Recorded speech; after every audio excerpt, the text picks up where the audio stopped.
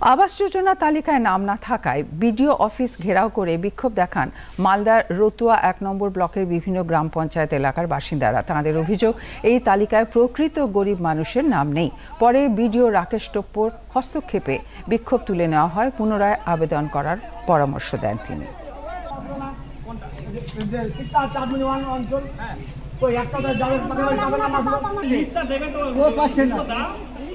যাদের পাকা বাড়ি, ছাদের বাড়ি, তাদের লিস্টে বাংলা আবাস প্লাসের লিস্টে নাম আছে। যাদের অ্যাকচুয়ালি টাটির বাড়ি, টিনের বাড়ি, মাটির বাড়ি, তাদের লিস্টে নাম নেই। বিডিও সাহেবের সাথে কথা হলো, বিডিও সাহেব বললো যে আমাকে লিখিত দাও, আমি তদন্ত করে দেখছি। লিস্ট বাই ধরেন যে আমার কাছে টাকা চাইছে, আমি টাকা দিতে পারি না, আমার নামটা কেটে গেল। লিস্টে আসছে, ওটা সরকার থেকে আসছে, কিন্তু আমারটা কেটে যাচ্ছে, আমি টাকা দিতে পারি না বলে আমারটা কেটে যাচ্ছে। এই জন্যই একটু বিডিওর কাছে জানতে আমরা সবাই এসেছিলাম যে যার লিস্টে নাম ছিল সে পেলো না, ওটা লিস্ট কেটে গেল।